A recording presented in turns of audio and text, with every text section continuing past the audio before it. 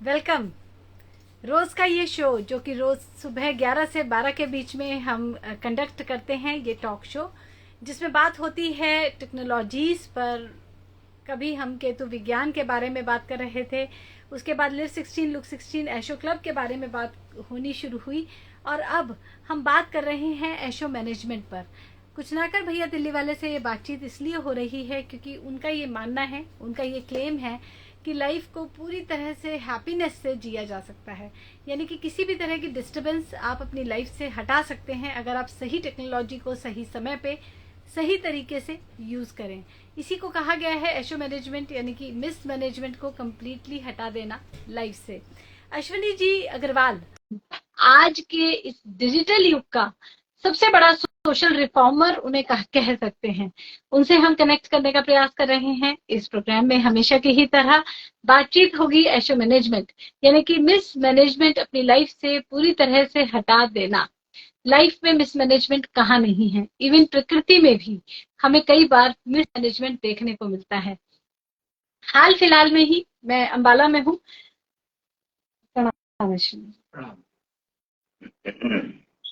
अश्विनी जी, बात एशो मैनेजमेंट की हो रही है, अपनी लाइफ से मिसमैनेजमेंट को हटाने की, रिड्यूस करने की बात हो रही है। तो एक छोटी सी बात जो मेरे मन में आई, मैं अंबाला में हूँ, हरियाणा में, और यहाँ पिछले 4-5 दिनों से लगातार बरसात हो रही है, और देखते ही देखते 2-3 दिनों में पूरा शहर पानी से भर गया, पूरा अंबाला पानी से भर गया।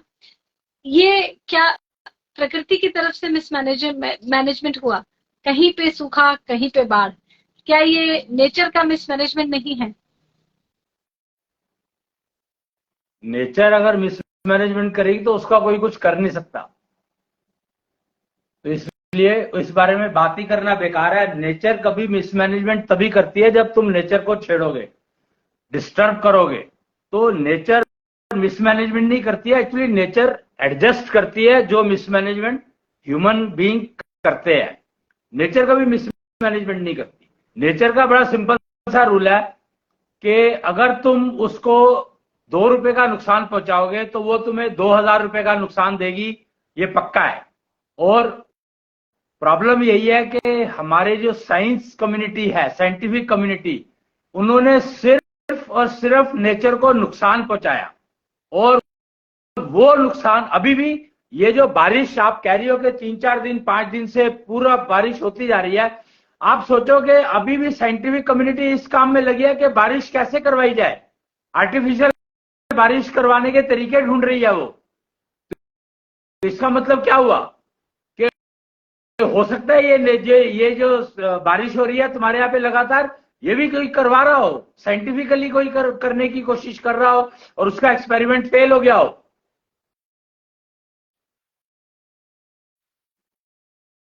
तो इसलिए नेचर को अगर तुम पॉसिबिलिटी, ये एक पॉसिबिलिटी है कि जिसको हम एक्चुअली नेचर गिवन समझ रहे हैं वो ह्यूमन गिवन ही हो। Yes, that is very much true. भाई हो सकता है कि किसी ने डैम को डैमेज कर दिया हो, जैसे अभी रेलवे एक्सीडेंट हुआ था, और वो कहते हैं कि नेचर का नहीं, ह्यूमन मिस्टेक थी।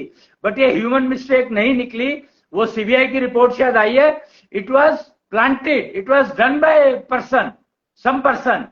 तो यही बात समझने की है कि कहीं ऐसा तो नहीं है कि बारिश जो है, या जो फ्लड आया है इतना, वो मैन मेड हो, वो नेचर ने दिया ही ना हो। नहीं, हुआ तो यही कि बारिश बहुत ज्यादा हो गई, सारी रिवर्स ओवरफ्लो करने लगी, और 6 अलग अलग सोर्सेज से पानी अंबाला में छोड़ा गया। ये प्लान्ड था, गवर्नमेंट लेवल पे ये किया गया कि रिवर ओवरफ्लो हो रही है तो उसका पानी इधर अंबाला की तरफ रूट किया गया, डैम की तरफ से रूट किया गया। अब ये मिसमैनेजमेंट है या मैनेजमेंट टेक्निक है, ये समझना मेरे लिए मुश्किल है। हम ह्यूमन लाइफ के मिसमैनेजमेंट की बात कर रहे थे जो एशो मैनेजमेंट से ठीक होता है।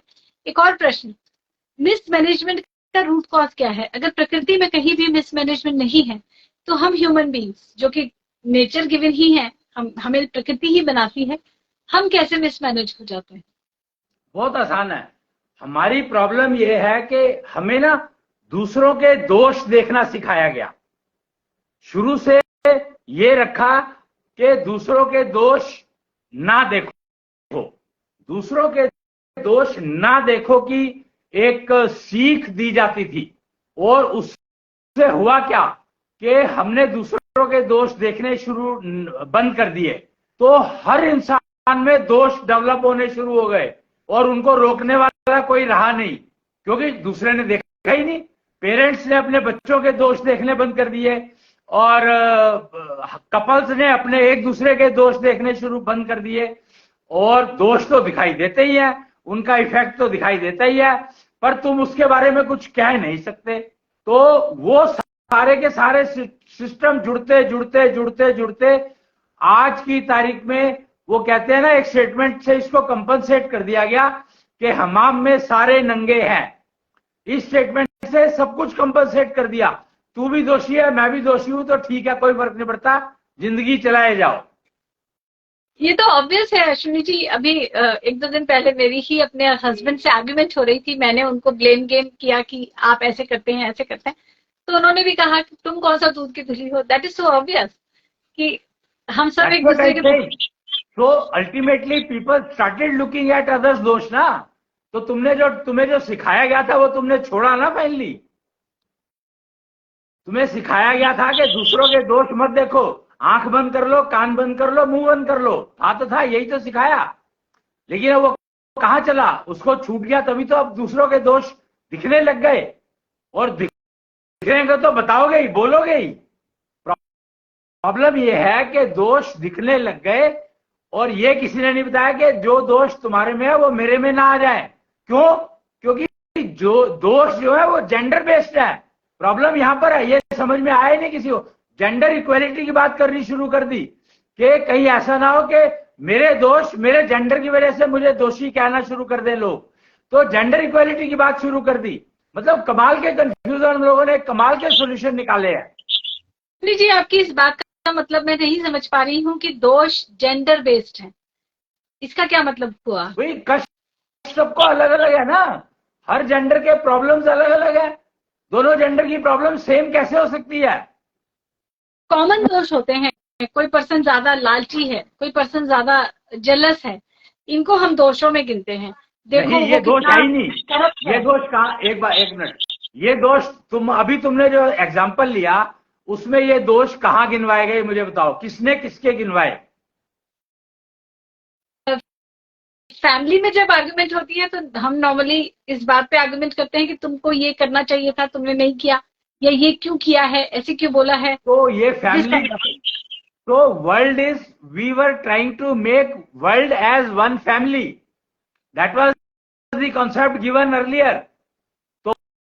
तो उसमें वो कॉन्सेप्ट पूरा करना है, तो उसी को पूरा करने के लिए बताया गया कि दूसरों के दोष मत देखो, गुण देखो। और आंख बंद करा दी, कान बंद करा दिया, मुंह बंद करा दिया, तो तुम्हें ना गुण दिखाई देंगे ना दोष दिखाई देंगे, और तो और जेंडर भी दिखाई नहीं देगा। अगर तुम्हारी आंख बंद होगी तो जेंडर कैसे दिखाई देगा तुम्हें? हमें मेडिटेशन प्रैक्टिसेस में सिखाया जाता था, मैं जुड़ी रही हूँ इन सब चीजों से, कि you should focus on your own self. जब तक आप दूसरों पे ध्यान देंगे तब तक आप परेशान रहेंगे, आप अपने ऊपर ध्यान देंगे तो आप रिलैक्स रहेंगे। तो अपने ऊपर फोकस रखो, दूसरों पर ध्यान मत दो। ये एक तरीका बताया जाता है। इसका रिजल्ट क्या निकला ये सोचकर देखो, इसका परिणाम क्या निकला। ये वही हुआ कि दूसरों के दोष मत देखो, उसके लिए मेडिटेशन इज बेस्ट सिस्टम। और उसी का परिणाम निकला कि दूसरों के दोष दिखाई देने लग गए। दोष हम कह किस चीज को रहे हैं? आप तो यही तो समझना है कि दोष हम क्या किसको रहे हैं, ये तो समझना छोड़ ही दिया ना। जब हमने ये कह दिया दूसरों के दोष मत देखो, तो दोष क्या कहते किसका ये पता ही नहीं है हमें। दोष नाम की चीज ही हमारी जिंदगी से गायब हो गई। बल्कि ये कहूंगा कि हमाम में सारे नंगे हैं, मतलब वो दोष सब में इतने फैल गए कि वो दोष लगते ही नहीं, गुण और अवगुण लगने लग गए। दोष नाम की जो चीज ही खत्म हो गई। वो तो यार ऐसे ही है, you learn to live with her और लिव विद हिम। मतलब कॉम्प्रोमाइज का एक कॉन्सेप्ट नया चला दिया, दोषों को मैनेज करने के लिए एक कॉम्प्रोमाइज का वो चला दिया। उसका परिणाम क्या हुआ कि आप अपने से ही कॉम्प्रोमाइज करते रहे, दूसरे से तो कॉम्प्रोमाइज करना संभव है ही नहीं, तो आप अपने से ही कॉम्प्रोमाइज करते रहे और आपने अपनी ही प्रकृति को, अपनी ही प्रवृत्ति को लड़ाई झगड़े में डाल दिया। आपके पास हर इंसान के पास दो चीजें होती है, दो फैक्टर होते हैं, प्रकृति और प्रवृत्ति, और इन दोनों में झगड़ा होगा तो आपके अंदर दोष उत्पन्न होंगे। अगर ये दोनों एक लय में चले तो कोई दोष आएगा ही नहीं। दोष क्या है? हम बीमारियों को दोष कह रहे हैं। खराब बोलना, किसी को कोई पर्सन गाली देता है तो हम कहेंगे देखो कितना बुरा है, इसको बोलने की अकल नहीं, ये दोष है। आपकी नजर में दोष क्या है, मैं समझ नहीं पा रही। हर वो चीज जो किसी भी दूसरे को नुकसान पहुंचाए वो दोष है, और कोई भी मेरे को नुकसान पहुंचाने की कोशिश करे और वो मुझे नुकसान पहुंचा पाए तो ये दोष है जी। अगेन हम नुकसान वर्ड क्या बोल रहे हैं? जैसे बच्चा है, अगर उसने अपनी मदर से ऊंची आवाज में कुछ बोला तो हम कहेंगे, सारे आसपास वाले लोग कहेंगे देखो ये बहुत खराब बात है, you shouldn't talk to your mother like this, she does so many activities for you. तो ये क्या ये बच्चे का दोष है कि वो अपनी मदर से ऊंची आवाज में बात कर रहा है? देखो यही एग्जैक्टली यूट्यूब के राइट एग्जांपल। यही में जब सोसाइटी ने कहना शुरू कर दिया कि बच्चे को इतना अपनी माँ के लिए ऐसा खराब नहीं बोलना चाहिए, तो अब बच्चों को अधिकार दे दिया गया कि तुम पुलिस में डायल कर दो कि तुम्हारे पेरेंट्स को तुम्हें नुकसान पहुंचाया इसलिए मुझे चिल्लाना पड़ा, अरेस्ट देम। तो ये सिस्टम उसी का देन है कि लोगों ने पुलिस को फोन करना शुरू कर दिया कि बच्चा जोर से बोल रहा है तो ये देखो बच्चा नुकसान कर रहा है, लेकिन बच्चे ने कहा मेरे पेरेंट्स ने मुझे मारा इसलिए मैं जोर से बोला, तो पेरेंट्स को अरेस्ट करके ले जाओ। तो हम कहां जा रहे हैं? अमेरिकन सोसाइटी में लीगली स्यू करना, मतलब कोर्ट केस कर देना, पुलिस केस कर देना, ये बहुत ही कॉमन है। वहां एक जनरल कंसेप्ट है कि आप अपनी जिंदगी जिए, जैसे ही आपको लगे कि कोई और आपको डिस्टर्ब कर रहा है आप उसके बारे में रिपोर्ट कर दें। अब दूसरा मेरा नुकसान कर रहा है या मैं दूसरों का नुकसान कर रही हूँ, तो यहाँ नुकसान की डेफिनेशन क्या होगी? कौन डिफाइन करेगा कि नुकसान ये है नहीं? आप एक बात बताओ मेरे को कि कोई भी कंप्लेंट कब करता है, लीगल एक्शन कब लेता है, केस कब करता है? जब उसका किसी ने नुकसान कर दिया। अगर उसने अपना नुकसान किया है तो वो केस करेगा क्या? नहीं कर सकता है। किसको करेगा? कौन सुनेगा उसकी?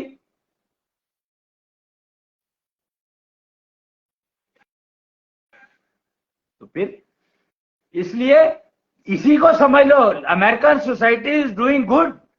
दैट मीन्स कि किसी ने मेरा नुकसान करने की कोशिश भी की तो आई फाइल्ड ए सूट अगेंस्ट। लेकिन अब ये लोग क्यों कहने लगे हैं कि American society has started following Indian society? क्यों? इसको समझो। जबकि अमेरिकन सिस्टम बेटर है इससे कि वो कम से कम दूसरा अगर कोई मेरे को नुकसान पहुंचाने की कोशिश कर रहा है तो मैं उसको केस कर दूंगा। कोशिश कर रहा है, किया नहीं है अभी, तो वो सोसाइटी ज्यादा बेटर हुई या ये सोसाइटी ज्यादा बेटर हुई कि मैं किसी को दोष ना दूं, केस ना कर दूं? सोचकर देखो कि कौन सी सोसाइटी बेटर। आप तो दो एग्जांपल हो गई तुम्हारे पास अवेलेबल, कौन सी सोसाइटी बेटर है? आइडियली तो यूएस वाली सोसाइटी बेटर है कि हम सबके पास एक ऑप्शन है, हम अपने आप को प्रोटेक्ट कर सकते हैं through the way of court and police. लेकिन अगर मैं वहां के रिजल्ट्स देखती हूँ तो मुझे ऐसा लगता है कि शायद इंडियन सोसाइटी ही बेटर है, बिकॉज वहाँ सोसाइटल टेंडेंसीज बहुत हैं, डिप्रेशन बहुत है, मतलब people are actually not living a good life. That's what. So why they started following Indian style? Why they are learning Sanskrit now? Why they want to adopt Namaste ji rather than handshaking? This is the reason that our society is better.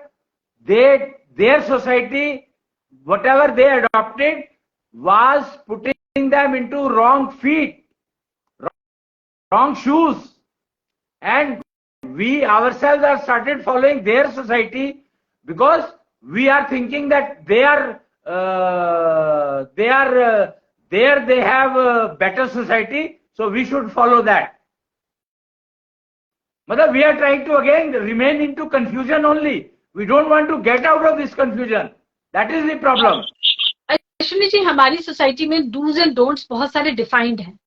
छोटे बड़े से ऊंची आवाज में नहीं बोलेंगे. बड़े छोटों के लिए एक्चुअली सेक्रीफाइस करेंगे अपनी हैप्पीनेस, अपना career. I mean, you are supposed to follow a set of rules. No, you are that is the supposed to follow problem. a set of responsibilities. एक बात बताता हूं मैं यहाँ पर. सबसे बड़ी प्रॉब्लम ये है कि हम लोगों ने क्या किया कि छोटों को ये सिखाना शुरू कर दिया कि तुम ऐसा मत बोलो बड़ों के लिए, जबकि बड़े सारे गलत काम कर रहे हैं. अब क्या करेंगे? बच्चा क्या सीखेगा?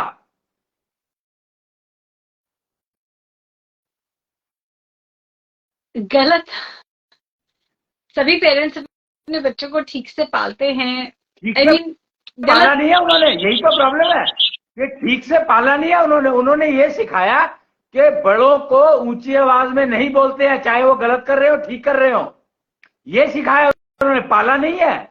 ये सिखाया है उनको कि बड़ों की रिस्पेक्ट करो, जबकि respect cannot be sold, it cannot be purchased, it has to be earned.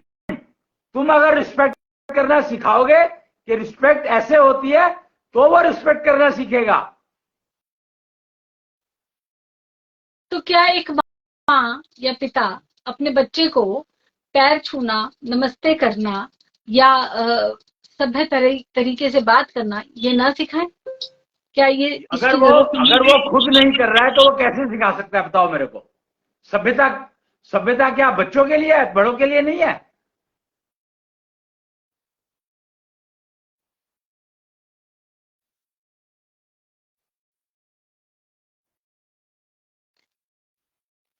एक और समस्या आती है कि पेरेंट्स को पता होता है कि हम में कुछ फॉल्ट्स हैं कई बार, लेकिन वो नहीं चाहते कि उनके बच्चों में वो फॉल्ट्स आए.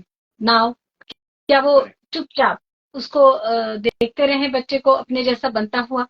क्या वो उसको ना रोके ना टोके उसकी गलतियों पर? क्या यही मिसमैनेजमेंट?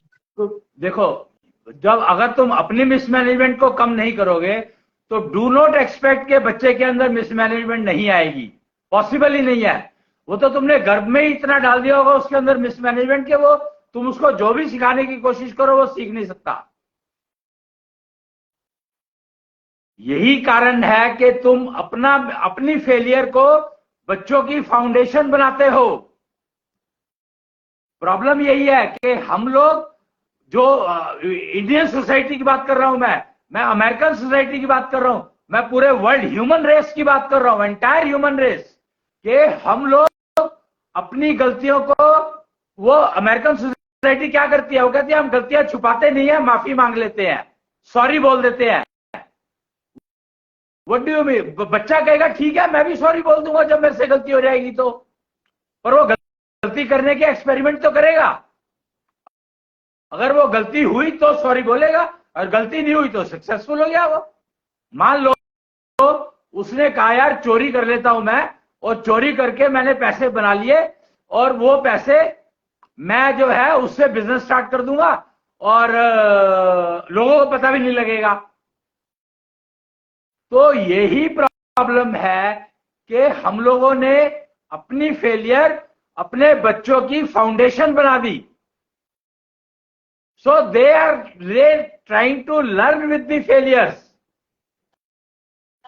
Almost सभी पेरेंट्स अपने बच्चों को ये बताते हैं कि तुमको चोरी नहीं करनी है, ईमानदारी रखनी है, you should be true to yourself, you should remain confident, लेकिन रिजल्ट्स वो नहीं आते हैं. कैसे आएंगे? कैसे आएंगे? कैसे आएंगे? कि तुम कह रहे हो be true to your self. Again try to understand this sentence itself. Be true to your self मतलब मैं चोर हूं तो मैं अपने लिए सच्चा रहूं कि हाँ मैं चोर हूं. और उसने मान लिया, कहते हैं हाँ ठीक है. And then he started refining that चोरी करने के तरीके, जिससे कि पता ना लगे दूसरों को कि मैंने चोरी की है. So this is a very wrong statement. Be true to your self is a very very dicey statement which you are teaching to the kid. कुछ समय पहले एक सोशल मीडिया पे थोड़ी सी डिस्कशन मेरी हुई थी, जिसमें मैंने ये कहा था कि हम जो काम करते हैं उसके रिजल्ट हमें मिलते हैं. किसी पर्सन ने ये कहा कि नहीं, अगर हम जॉब कर रहे हैं और हम अपनी सैलरी लेते हैं तो हम तो सिर्फ जॉब कर रहे हैं, तो हमारा जो रिस्पॉन्सिबिलिटी है वो उस जॉब तक है.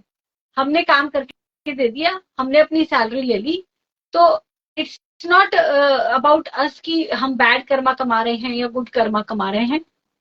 हमारा कर्मा इतना ही था कि हमने काम किया एंड उसकी सैलरी जो जस्टिफाइड थी, जो डिफाइंड थी, वो हमने ले ली.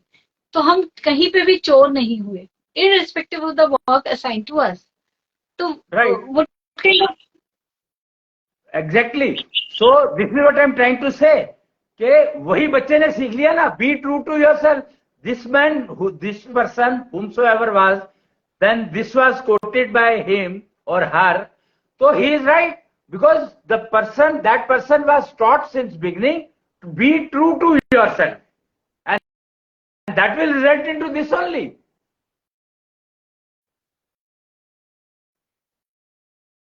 इस समय एक मेजॉरिटी ऑफ पॉपुलेशन है इंडिया में भी, यूएस में भी. इंडिया में तो शायद नहीं, पर यूएस में तो यस, जो जॉब करते हैं. They only get a salary for some kind of work. Right, that's it, full stop. उसके आगे उन्हें नहीं मतलब है कि क्या काम हो रहा है, कैसे हो रहा है, कहाँ क्या बिजनेस चल रहा है. तो अब यहाँ पे चोरी कहाँ आई? They, I don't think they are चोर. अपना काम तो ईमानदारी. I never said that. Again, I never said that. What I said is, why they want to follow Indian system now? Why they are cribbing about their system? Tell me that. वही results, जो उनकी system में results मिल रहे हैं, उसमें बच्चे ही नहीं, almost हर segment disturb है. मेंटली डिस्टर्बेंस उनके पास बहुत ज्यादा है, जबकि फिजिकली उनके पास सब कुछ नहीं, लेकिन फिजिकली यही एक गलत फहमी है कि अगर तुम्हारा मेंटली तुम डिस्टर्ब हो तो फिजिकली ठीक हो ही नहीं सकते. ये तो गारंटी है, एश्योर्ड है. If you are not physically mentally right, you can not be physically right. तो अश्विनी जी, ऐसा क्यों है कि इंडिया में तकरीबन हर बच्चा, हर एक पर्सन फॉरेन में जाके सेटल होना ही उसका एम्बिशन होता है? किसी भी एज ग्रुप से आप बात करें, आप आज के यंगस्टर्स से बात करें, पेरेंट्स से बात करें, विदेश में जाके नौकरी लग जाए या मेरा बच्चा विदेश में पढ़ रहा है, this is actually considered to be a success. Right, success of what? Again you said that they are mentally disturbed there. Everybody, their suicidal tendency has increased so much in teenager community. So if you consider that teenager community should commit suicide, तो वो ज्यादा better है life, तो ठीक है, उसमें issue क्या है? प्रॉब्लम नहीं है कुछ भी. Choice is yours. मैं खुद अपने नोन सर्कल में ऐसे बहुत सारे लोगों को जानती हूँ जो अब्रॉड में सेटल हुए हैं, एंड अपेरेंटली वो लोग यही कहते हैं कि life is good, quality of life is good, वहां पे आराम ज्यादा है. मैं खुद भी रही हूँ यूरोपियन कंट्री में, and I would agree to that कि जो हमारे को एक हाउस होल्ड चलाने के लिए जो एफर्ट इंडिया में करना पड़ता है, उसका 1/4 ही एफर्ट हमें वहां पे करना पड़ता है. Actually things are much easier. देखो, एग्जैक्टली मैं यही कहना चाहता था कि इंडियन सिस्टम को अगर तुम थोड़ा सा भी समझोगे तो फिर तुम्हें एक्स्ट्रा एफर्ट करने की जरूरत नहीं पड़ेगी. जैसे इंडियन सिस्टम में every activity in the home was linked with yoga. Each and every activity was linked with yoga. And now since we are following western system, उनको योगा पता ही नहीं है क्या होता है, पहली बात। दूसरी बात, each eating habits they were linked with the stomach care which is not there in that area. So how can you say that the living there is better? It cannot be. ना तुम्हारे पास living habits है, ना तुम्हारे पास living known है कि क्या नहीं खाना है, परहेज का कॉन्सेप्ट ही नहीं है, और कच्चा खाना है पक्का खाना है। मतलब imagine what we are saying. आजकल के दिनों में हमारे यहाँ पर इंडियन सिस्टम में पकोड़े खाने का रिवाज है, समोसे खाने का रिवाज है, फ्राइड खाने का रिवाज है। क्यों? Because in this weather, the rainy season, it has maximum amount of viruses and germs getting cultivated in the vegetables, in the fruits. Why this tomato is so expensive today? Simple reason कि उसके अंदर इस time पर, किस समय की जो सब्जियां फल है, उसके अंदर बहुत ज्यादा जर्म्स एंड कीटाणु होंगे। अगर उनको तुम अनकुक्ड खाओगे तो वो तुम्हें डेफिनेटली बीमार करेगी। तो इसलिए फ्राइड का कॉन्सेप्ट था, फ्राइड में you can not have germs and viruses present at all. तो ये कॉन्सेप्ट तो विदेशों में है ही नहीं। वहां पर तो अगर स्मोक अलार्म बोल जाता है अगर तुमने तलने की कोशिश की तो, फिर तो तुम्हारा तो हेल्थ वहां पे कभी, मेंटल हेल्थ तो ठीक हो ही नहीं सकती, फिजिकल हेल्थ भी कभी ठीक नहीं रह सकती। तो how can you say that it was a easy life? It can not be. I can assure you it can not be. Health disturbances, yes I would agree कि स्टमक रिलेटेड डिसऑर्डर्स वहां बहुत ज्यादा होते हैं, but जो pollution related disorders हैं they were much lesser, जैसे sinus हो जाना। No, again you are wrong, again you are wrong. अब imagine the weather environment, if it is humid it is better, or if it is dry it is better? Give me one answer to this. It should be humid, it should not be very dry. Weather बहुत dry नहीं होना चाहिए, right? और you just check on the internet what is the humidity level in western countries.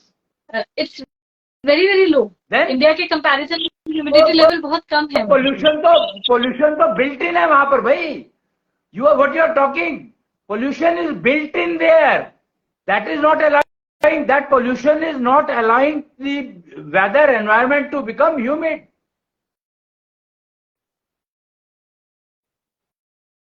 So that is a more dangerous pollution which they have. उनका natural ecosystem ऐसा है कि humidity level low है। ये कहा जाता है, ये ऐसा कहा जाता है, ऐसा है नहीं। It is not true. That means that place is not worth living.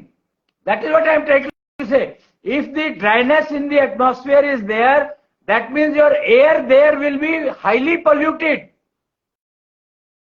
तुम समझो ड्राइनेस का मतलब क्या है, तुम ड्राइनेस के मतलब को तो समझो, ह्यूमिडिटी का मतलब क्या है उसको तो समझो।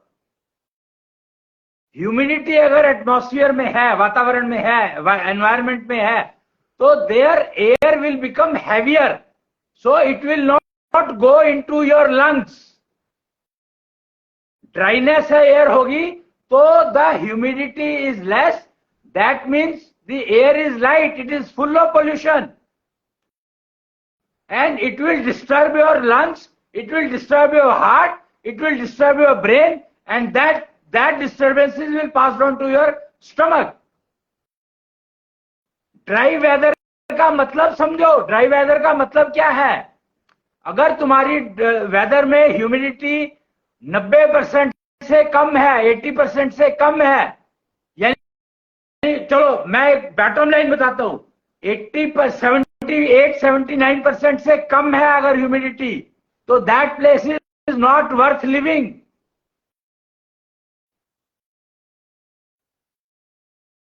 Because their latent heat is very high. which is eliminating the humidity in the atmosphere. तो लेटेंट हीट का कॉन्सेप्ट तो समझो, साइंस पढ़ते हैं हम लोग और साइंस के बारे में समझना नहीं चाहते हैं जी। बात हो रही थी मिसमैनेजमेंट की, और हम धीरे धीरे लाइफस्टाइल के ऊपर आए कि हम जो खा रहे हैं, जो जिस तरह से पका रहे हैं, या जिस एनवायरनमेंट में रह रहे हैं, क्या ये सब हमें मिसमैनेज करने लगता है?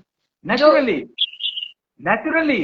मिसमैनेजमेंट क्या है कि आप अगर आप 100 डिग्री सेंटीग्रेड के, मतलब मान लो मेरे यहाँ पर ह्यूमिडिटी दिल्ली में, मतलब एक एरिया में सपोज, चलो दिल्ली छोड़ो, any area you take where humidity is more than 90%, तो do you think that is a good place to live? Why? Humidity एक सर्टेन लेवल से, सर्टेन थ्रेशोल्ड से हायर भी नहीं होनी चाहिए, उसको एक ऑप्टिमल क्वांटिटी में रहना चाहिए। और वो अगर बहुत ही ज्यादा ऑप्टिमल क्वांटिटी क्या है?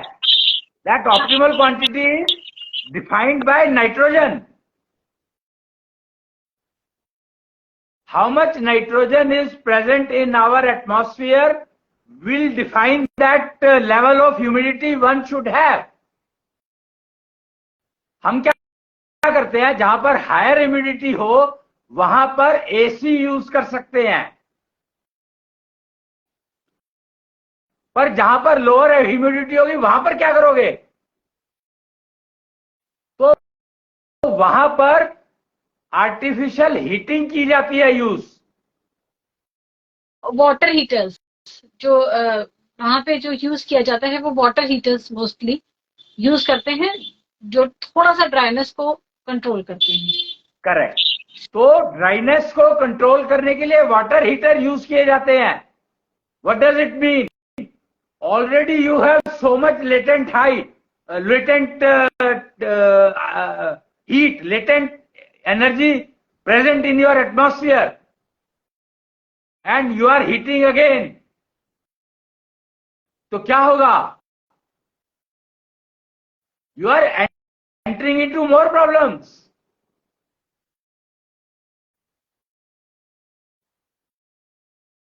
साइंस का उपयोग सही दिशा में करना सीखोगे तो तुम्हें पता लगेगा कि हम कर क्या रहे हैं. Sweating, we try to, the humidity is so low that you try to bring sweating in your body and you sweat a lot. मतलब इमेजिन, मैंने देखा है वहां पर मूवीज में दिखाते हैं कि they sweat like this. What is the reason of sweating? Prime reason of sweating is that latent heat is so high. It is because of latent heat they sweat a lot. और sweating का मतलब है your body is getting dried, you are losing your wetness, your strength, your immunity, you are paying for it from your body.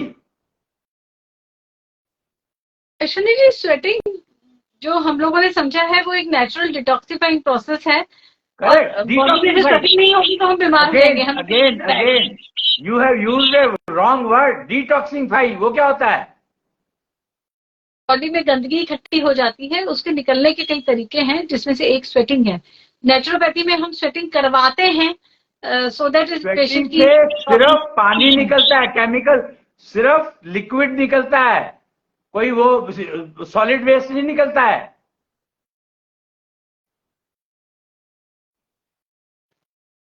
ज्यादातर skin की बीमारियों का root cause यही बताया जाता है कि इनको स्वेटिंग नहीं होती है, ये ऐसा कोई काम नहीं करते हैं कि पसीना निकले. तो जो स्किन के सरफेस पे जो गंदगी है वो धीरे धीरे स्किन डिजीज में कन्वर्ट हो गई है. तो ये भी मिथ है, ये भी मिथ है. अगर तुम्हें स्वेटिंग केमिकल वाली हो रही है तो that will also bring the skin disease. और प्रॉब्लम ज्यादातर स्किन डिजीज होती उन्हीं को है जिनकी केमिकल ओरिएंटेड स्वेटिंग है. आपको एक वो है कि normally the skin is either dry और ऑयली. तो oily skin is much more dangerous than dry skin. क्यों? क्योंकि oil means your body, your flesh inside is releasing the content which is required for the flesh. The inner dryness will start bringing up. Menopause की problem क्या है? Menopause में dryness starts taking place in the body. और वो dryness क्यों है?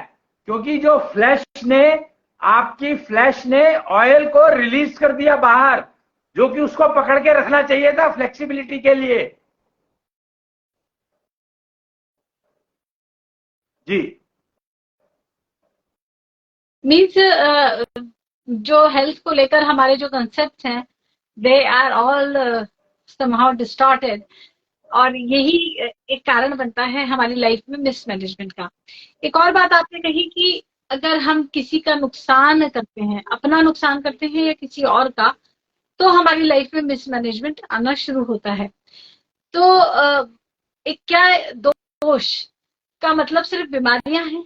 क्या दोष का मतलब सिर्फ नेगेटिविटी है, नेगेटिव थिंकिंग है, या दोष का मतलब कुछ और है? क्योंकि आपने कहा प्रकृति और प्रवृत्ति में जो वेरिएशन रहेगा, गैप रहेगा, वो दोष में कन्वर्ट हो जाएगा। तो आप इसको थोड़ा सा एक्सप्लेन करें। देखो, बड़ा सिंपल सा रूल है कि मैं कभी किसी को गाली क्यों दूंगा, मैं कभी किसी का बुरा क्यों चाहूंगा? कोई कारण नहीं है। पर सामने वाला अगर मुझे नुकसान पहुंचाने की कोशिश करेगा तो मैं तो रिएक्ट करूंगा ही ना।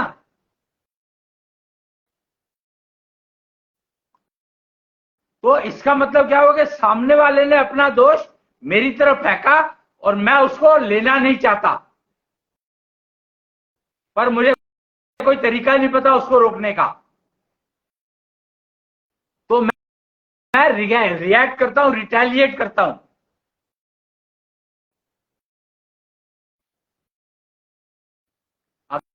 अगर मेरी प्रकृति और प्रवृत्ति को मैं समझता हूं तो I will build a shield in my self कि सामने वाला कुछ कहे वो मेरे फिल्टर लग जाएंगे मेरे सेंसेस में। सामने वाला अगर मेरी तरफ से गलत नजरिए से देखता भी है तो उसका नुकसान होगा, मुझे कुछ करना नहीं पड़ेगा उसके लिए। This is what is called Asho management. Ji.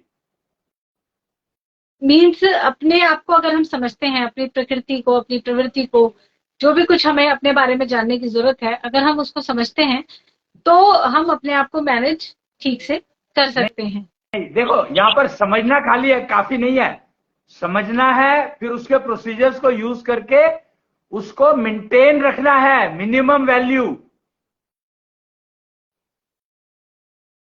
Procedure क्यों यूज करने हैं हमें? हम नेचुरली जैसे हैं हम वैसे रहें, तो प्रोसीजर की जरूरत क्या है? प्रोसीजर की जरूरत नहीं है तो तुम्हारे फिल्टर कैसे, तुमने फिल्टर बना तो लिया एक बार, पर उस फिल्टर को मेंटेन नहीं करोगे तो बेकार नहीं हो जाएगा। अगर तुम्हारा आज पेट ठीक है तो कल को खराब नहीं होगा, ये गारंटी है क्या? तो वो अगर कल को भी तुम्हें ठीक रखना है तो उसके लिए तुम कुछ करोगे कि नहीं करोगे? तो वही तो प्रोसीजर है, और क्या है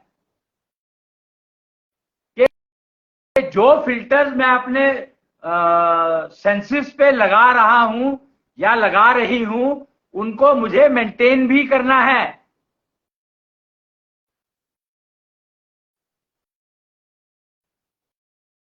जी।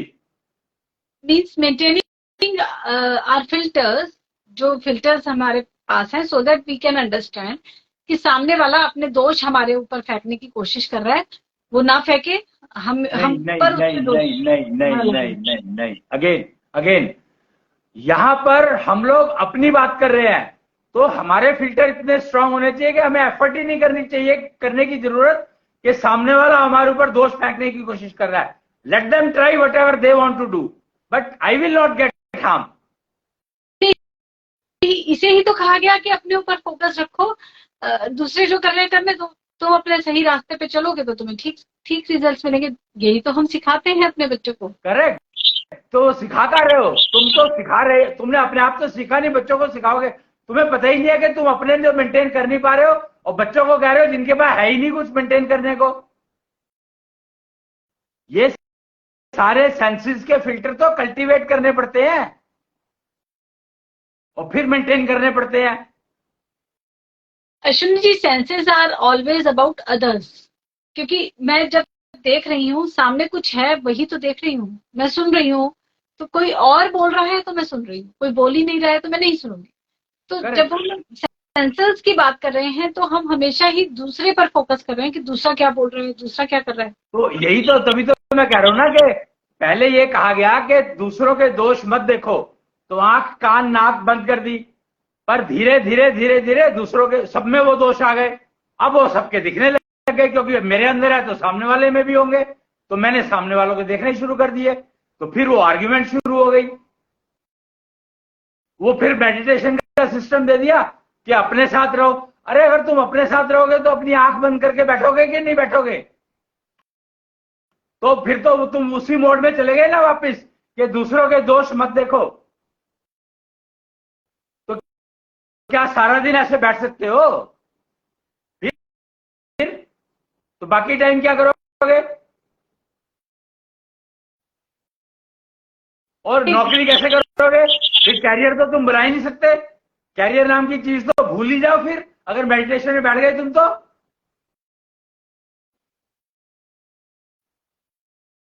काम रोटी कब खाओगे? अगर तुम्हें कैरियर में, अगर तुम्हें कैरियर नहीं बनाया तो रोटी कैसे खाओगे? और तुम अगर सारा दिन मेडिटेशन में बैठे रहे तो रोटी बनाएगा कौन, खाएगा कौन, कैसे खाओगे? तुम्हें भूख तुम्हें बैठने नहीं देगी मेडिटेशन में।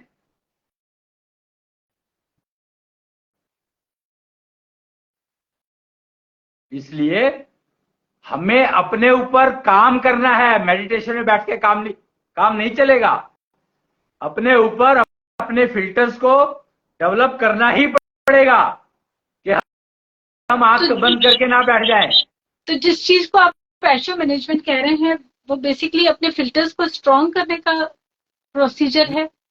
नहीं, फिल्टर्स को इस तरीके से करना है कि क्या चीज स्ट्रॉन्ग का क्या मतलब होता है मुझे नहीं पता, बट फिल्टर को ऐसे इतना मैश उनका अच्छा होना चाहिए कि they should be able to filter out the negativity given by others to me. मेरे को कोई दूसरा दोष मेरे तक ना पहुंचे, दूसरे का दोष मेरे तक ना पहुंचे।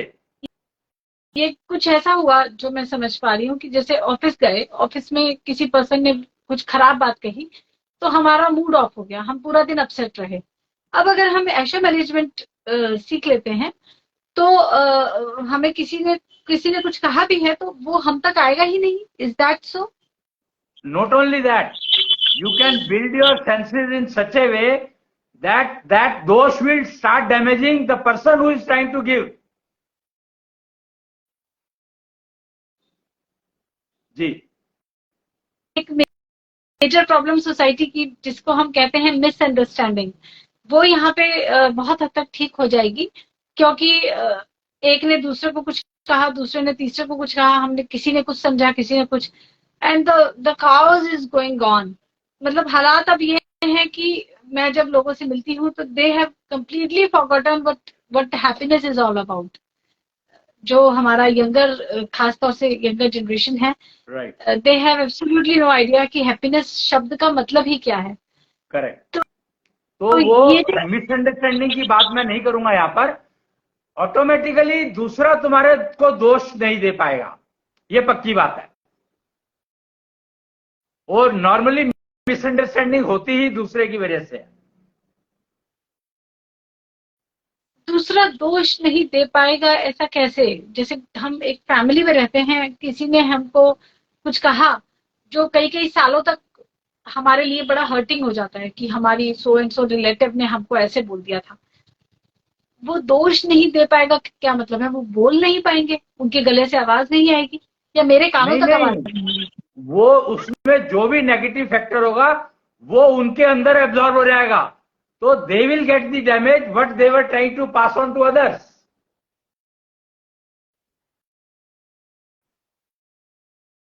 Only words will come out which has no meaning, intention or words. Unless the intention behind the words is in place, nothing is can damage. एक और समस्या जो हमारी सोसाइटी में बहुत मेजर है वो है दूसरों की जेलसी की वजह से हमारा डिस्टर्ब हो जाना या हमारा काम गड़बड़ हो जाना. करेक्ट. ये बहुत ही कॉमन प्रॉब्लम है, घर घर में दिखेगी, हर जगह पे दिखती है जी. ऐसे लोग हमेशा हर जगह मिलेंगे जिनकी इंटेंशंस खराब रहती हैं या जिन्हें लगता है कि दूसरे को हराकर ही हमारी जीत हो सकती है. ऐसे केसेस में एशो मैनेजमेंट किस तरह से काम आएगा? जो जेलिसी के कारण आपको नुकसान पहुंचाने की कोशिश करेगा उसका खुद का ही नुकसान बढ़ता चला जाएगा और तुम्हें कोई फर्क नहीं पड़ेगा. That is the key.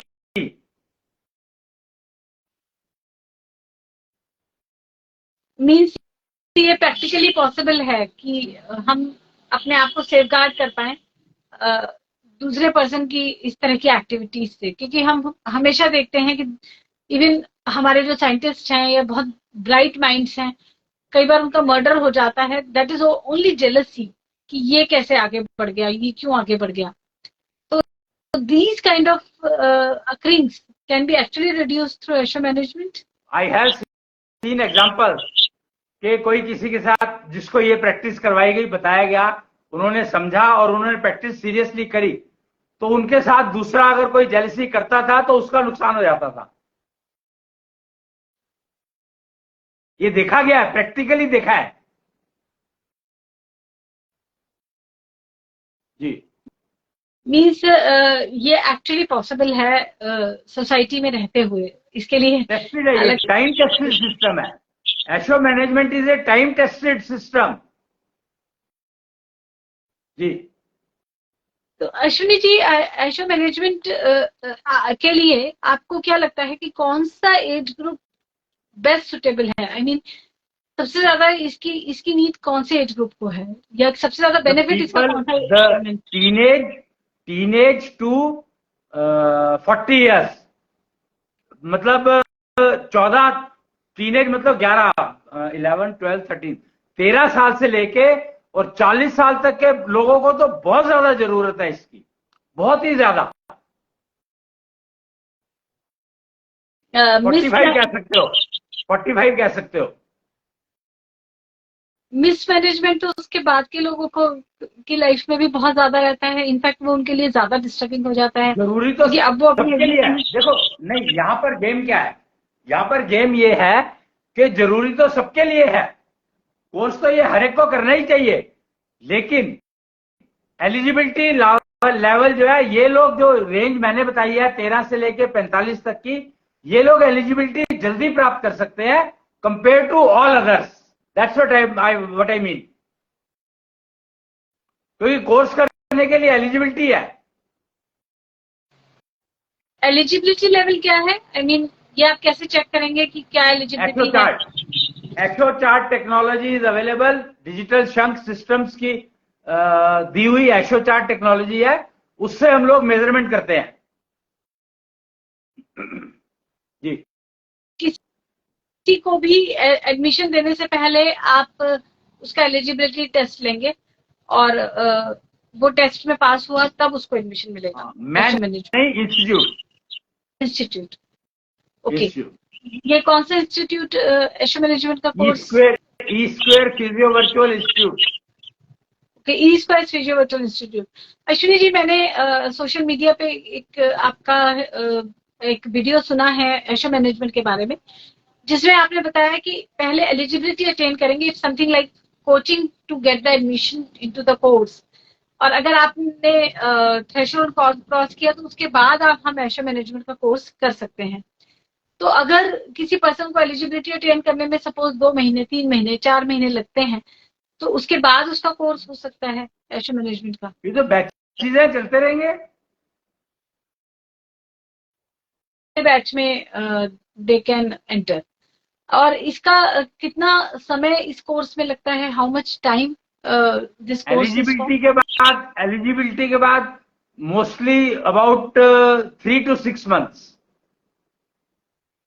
ये सिर्फ 3 to 6 months का ही कोर्स है, और इसके फीस स्ट्रक्चर वगैरह आपके इंस्टीट्यूट से पता चल सकता है कि कैसे रहेगा। जी।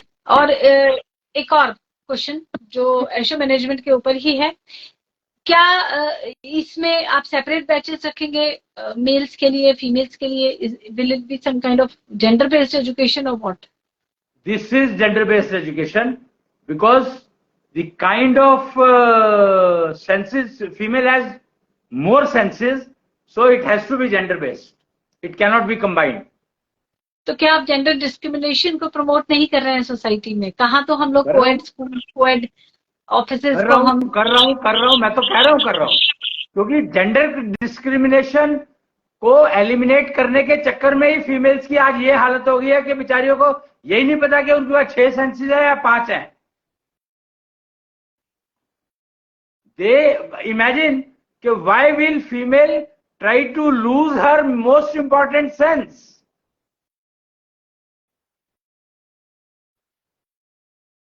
and why will and male can never get that sixth sense, so whatever he does he cannot get that sixth sense. It is nature's gift. तो डिस्क्रिमिनेशन किसको कहते हैं?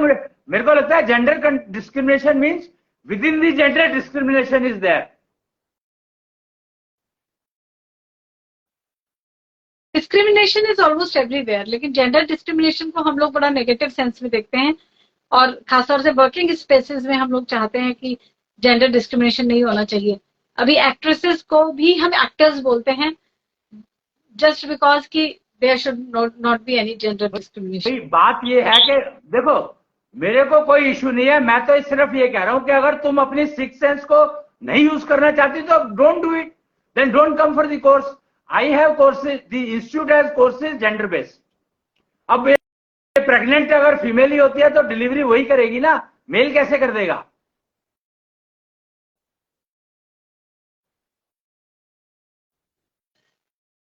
एक और चीज आपसे एशो मैनेजमेंट के बारे में ही पूछनी थी। आप डिजिटल लिविंग के एंकर रहे हैं, डिजिटल लिविंग के बारे में आप बात करते रहे हैं, यानी कि पेन फ्री लिविंग।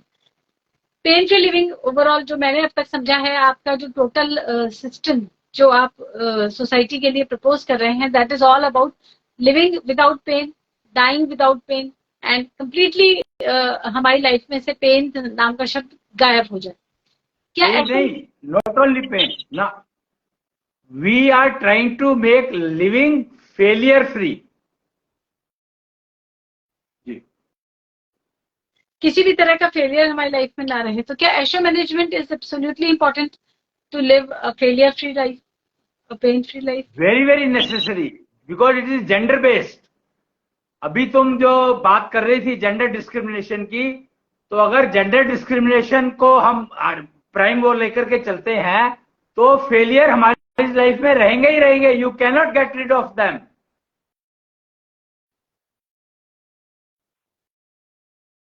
जी, मीन्स जब तक हम ये नहीं समझेंगे कि हम क्या जेंडर हैं, जैसे सपोज मुझे समझना होगा कि आई एम अ वुमेन, तो I have to behave. No, again you didn't understand what I'm trying to say. Each person is born with 3 genders.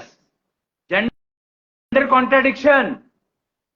Yeah. That is what I'm trying to say. You are talking about gender discrimination. As long as you are working on gender discrimination, you will never understand that I only have 2 genders in me, 3 genders in me. तो discriminate, मैं अपने साथ ही अपने को discriminate करता रहूंगा तो मैं कब अपने आप को ठीक कर, मेरे मिसमैनेजमेंट मेरा जाएगा ही नहीं कभी भी। अब एक फीमेल है, उसका सपोज जेंडर, आपका जो मेंटल जेंडर आप बताते हैं वो मेल है, जो ब्रेन का जेंडर है वो न्यूट्रल है। अब आप उसको कौन से बैच में, एशो मैनेजमेंट के कौन से बैच में आप? Physical gender.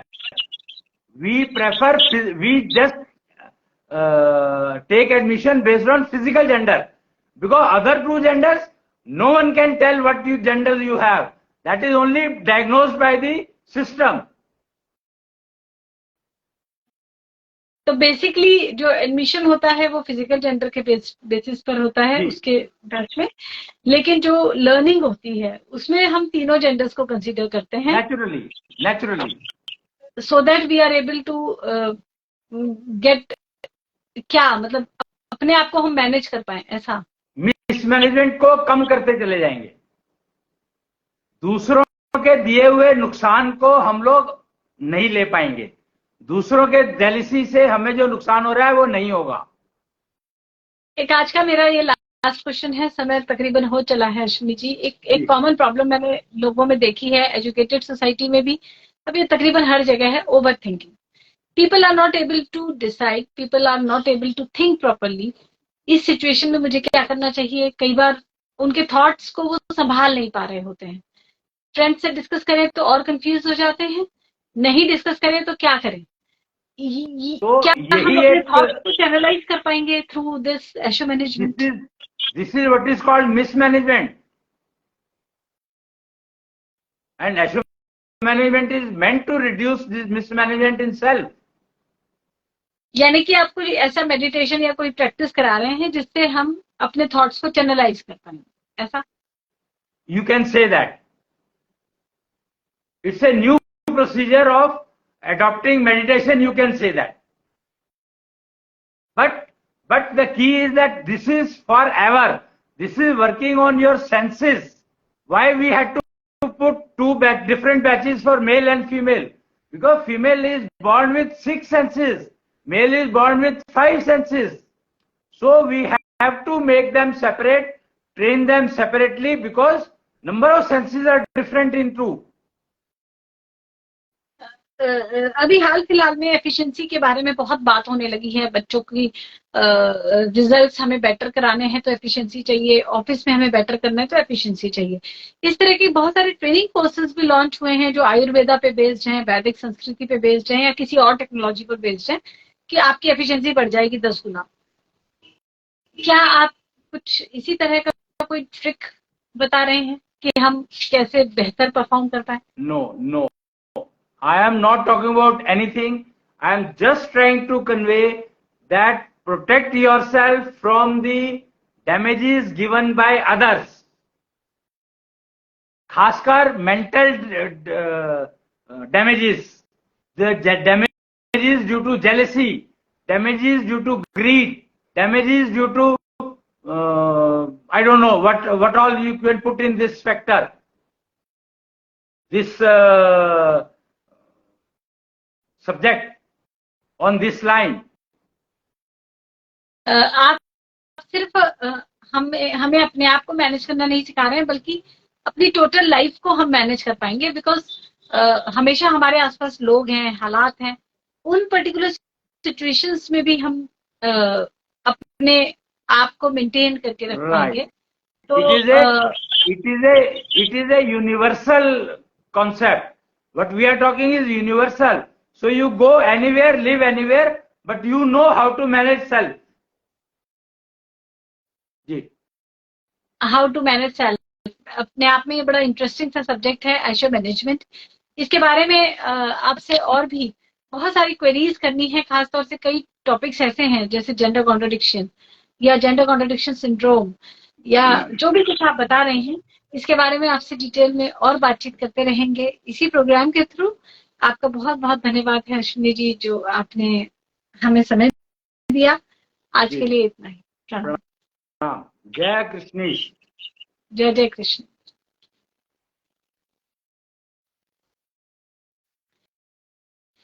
एशो मैनेजमेंट आपके लिए है अगर आपको लगता है कि लाइफ में आप मैनेज नहीं कर पा रहे हैं, अगर वर्क और पर्सनल लाइफ को मैनेज नहीं कर पा रहे हैं तो एशो मैनेजमेंट, अपने थॉट्स को नहीं संभाल पा रहे हैं, विचारों को संभाल नहीं पा रहे हैं तो एशो मैनेजमेंट।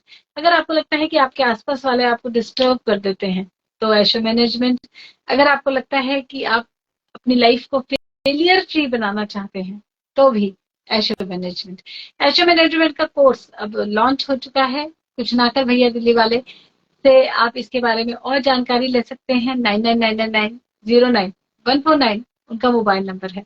आज के लिए इतना ही। इस प्रोग्राम से जुड़े रहें, जानते रहें नई टेक्नोलॉजीज के बारे में। मैं हूं कृष्णिका, निधि कंसल। प्रणाम।